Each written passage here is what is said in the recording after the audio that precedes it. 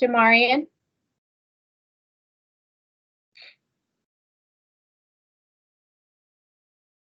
Jamarian, are you here?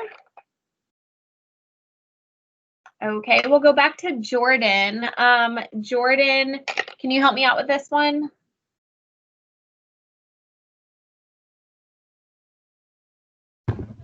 Yeah. Okay, so 1, is that going to be between 0 and 4 or bigger than 4? Between 0 and 4. Yeah, good. So 1 is going to be here. So the domain for this one is going to be between 0 and 4, which means we pick this function. So f of 1 is going to be 4 times the square root of 1, because I'm putting the 1 where the x is in my function. The square root of 1 is just 1, so I'm just going to get 4 as my final answer here. Okay, so what questions do you guys have about that part? Thank you very much, Jordan. You're welcome.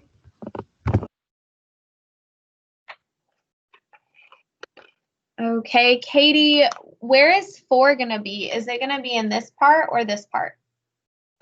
The second part.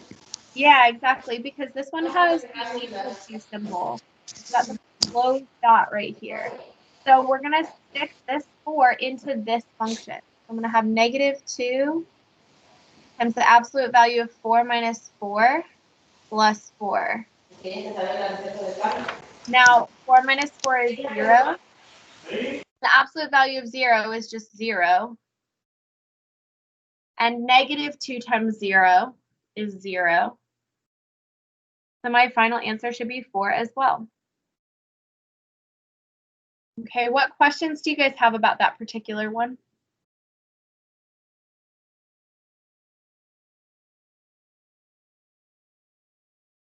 Okay, and lastly, Jamarian. Okay, Lamero. Yep. Is -1 in these domains? No.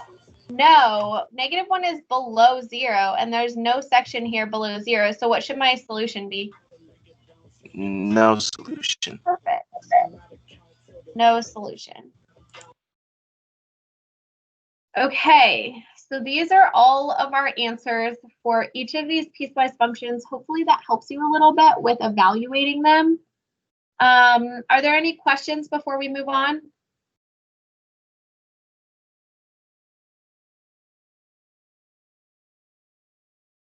Okay.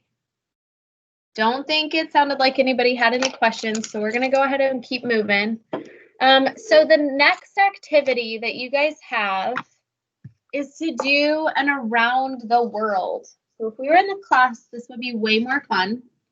Unfortunately, we're not, so I'm going to start it with you guys, and maybe that'll help out a little bit. Okay, so if we were in class, I would give you a chart where you could fill in your answers for this.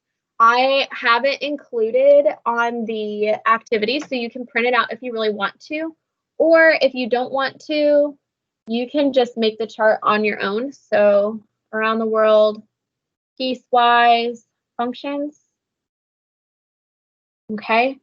And let me grab a ruler. I had one right here. All right. And I'm just gonna make like a little chart. I'm gonna do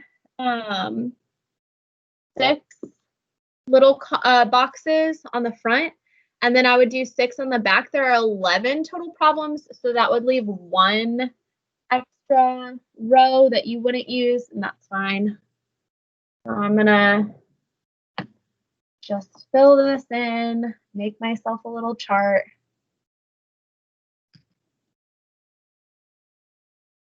Okay, and let's see.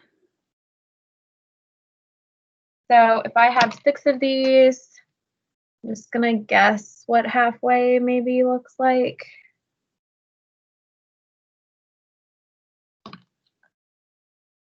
And then I need 3 up top, and 3 on the bottom. Okay, so you should make a chart, something maybe like this. And I'm going to make a box for my problem number, my work, my graph, and then what f of 0 is. Okay. These columns are not included, I don't think, on your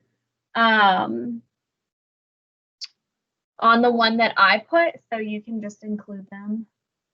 Okay, so for each of these problems, I want you to, so you'll have like work that you have to show, and then you need to have the corresponding graph to the piecewise function that you're looking at, and then figure out what the value of f of 0 is for whatever function you're looking at. So on this around the world, you can start with any problem you want to. I'm going to start with number 1. Okay. So number 1 is on this card and it looks like this. Okay. So it gives me a piecewise function. And my goal is to try to figure out what graph it corresponds to. So 1 does not go with A. I have to look at all of my other cards and try to figure out what graph it goes to. Okay. So if I look at this particular piecewise function, I know that it splits at 0. Okay, so we have a section of the graph where x's are bigger than 0 and or equal to, and a section of the graph where we have values, I'm sorry, these are less than or equal to 0, and these are greater than or equal to 0. Okay, so I know that on my graph, it'll split there. So I'm going to figure out first, what is f of 0? Okay, so 0 corresponds to this domain, okay, because this domain has the equal to sign with 0. So if I stick 0 into this equation, I'm going to have 3 times 0 plus 1. 3 times 0 is 0. Plus 1 should give me 1. So f of 0 should be 1. So I know that I should have a solid dot at 0, 1. Okay. Then these are values less than 0. This slope is positive. So I know that my function should kind of go like this. Okay, when I look at it. It should have positive slope. It's going up as we move left to right. And it intersects the y-axis at 0, 1. Now I want to look at this section of the graph. And I do want to figure out what it is at 0 here. So if I subbed in 0, I would get 2. So I should have an open circle at 2. This is also a positive function, but it's going to increase a little bit more slowly. So that I should have something like this. So this first one has a slope of 3. This next one has a slope of 1/2. So I'm going to look through my cards. And it's hard to look through them on camera, so I'm going to do them on my own and then show you. Let's see. And I found it. Okay, so if I look at the graph on this particular card, I have a solid dot at 1 on the y-axis, an open dot at 2 on the y-axis. My rise is 1, my run is 2, so I do have a slope of 1/2 here. And here I have to go up 3 and then right 1, so I have a slope of 3 here. So this means that my corresponding graph should be the graph K. Okay, because this graph was labeled as K. Now that I know that, I need to do the number that's right above this graph. So the next number I do is number 11. Okay. What questions do you guys have about that process? So the slope of the graph will basically be like the variables in the equation. So the slope of the graph, if it is linear, which means that you have an x with no powers, will be the number in front of the x. Oh, okay. Good question. What other questions do you guys have?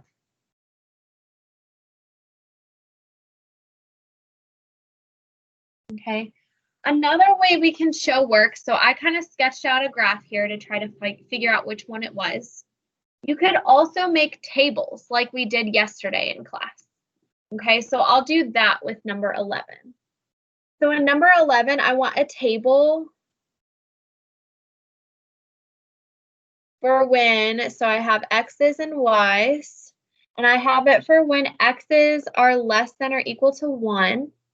And I'm going to have another table. Oops, this is an ugly table. For when x's are greater than 1. Okay, so remember that both of these need to include 1, even though this one will be an open circle and this one will be a closed circle. Okay, so if I figure out, if I sub 1 into this function, I get 1 minus 2, which is negative 1. So there should be a closed dot at 1, negative 1 on my graph. And then if I sub in 1 here, I get negative 2 times 1, which is negative 2. And then if I add 4 to that, I should get 2. Okay. I keep going and I want x is less than or equal to 1. So I'm going to do 0 and negative 1. And I want x is bigger than 1 here, so I'm going to do 2 and 3. Okay, and then I would fill in those values. So for this first one, when I sub in 0, I should get negative 2. When I sub in negative 1, I should get negative 3. Then for the next one, when I sub in 2, I get negative 4 here, positive 4 here, so I should get 0. And then when I sub in 3, I get negative 6 plus 4 gives me negative 2. Okay, so I have 2 charts. So I should be able to kind of look through my graphs and see which one it matches. So I'm going to go ahead and do that. My dots should be at positive 1. So I'm going to look for a graph with dots at positive 1.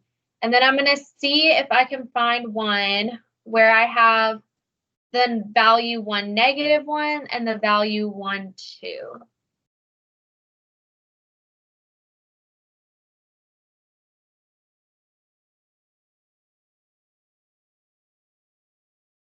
Okay. So I found this graph here. And I have a solid dot at 1, negative 1, just like I have in my chart. And I have an open dot at 1, 2, 1, 2, just like my second chart. Okay.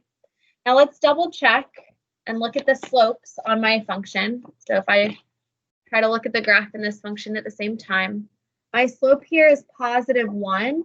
Okay. So I see here that I do have a positive slope on this particular line.